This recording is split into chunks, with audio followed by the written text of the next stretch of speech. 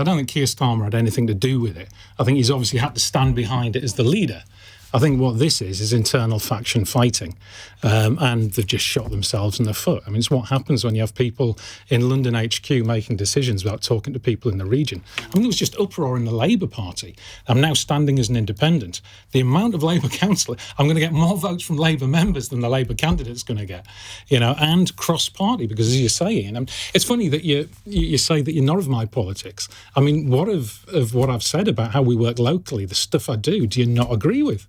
Well, I mean, you are on the Corbynite left of or were on the Corbynite left of the Labour Party, so clearly you're not my politics. I'm not sure that's true, you see, because there's that's your reputation. Yeah, there's a lot of lazy journalism out there when people are saying, there's a bloke in the North East. I've said nice things about you. You have, and thank you very much for that.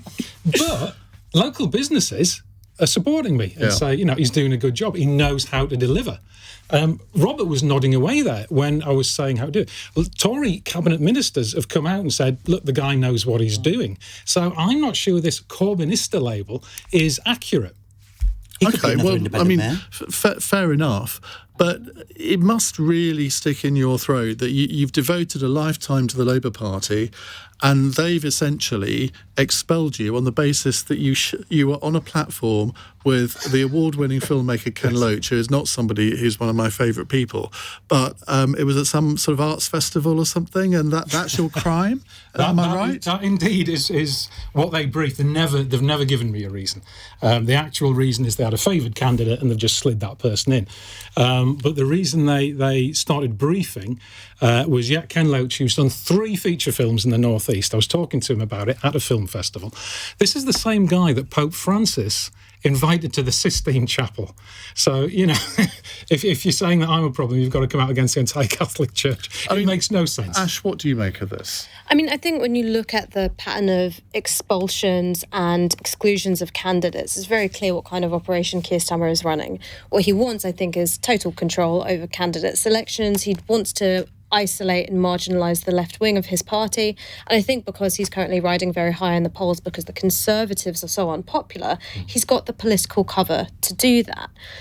I remember during the Corbyn years when there was even the suggestion of deselection or someone was possibly up for a trigger ballot, it would be covered wall to wall in Westminster media. People would call it Stalinism. People would call it next stop the Gulag. Whereas when you're seeing wholesale marginalisation of an entire wing of the party, often on incredibly flimsy pretexts, as we've just discussed, there is much less criticism of it.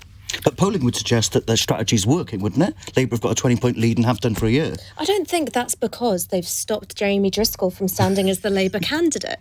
I think that... He's not unpopular, no. No, I think that the polling lead is a result of people being really dissatisfied with the current state of affairs of politics, and Labour are the beneficiaries of that.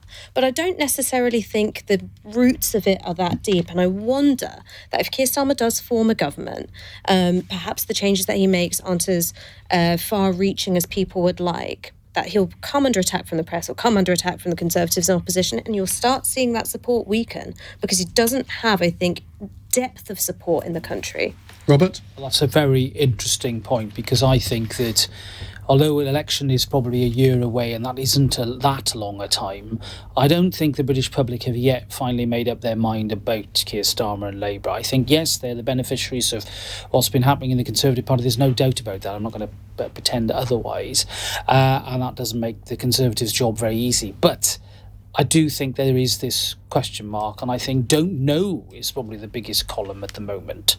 And therefore, the idea that somehow this is an inevitable march to victory for the Labour Party and all they need to do is be very boring, which they're doing very well, may I say, and then be boring in government is, I think, just not nearly enough, not good enough. Are you going to give Jamie an endorsement tonight? Well, look, I'm going to not intrude on the personal grief of the Labour Party. I was brought up in South Wales, by the way, so I've lived with the Labour Party in majority rule for most of the time, and I found they disliked each other more than they disliked me, which was an interesting point. But look, I think you're making the point that local is good. All politics are local, as Tip O'Neill famously said.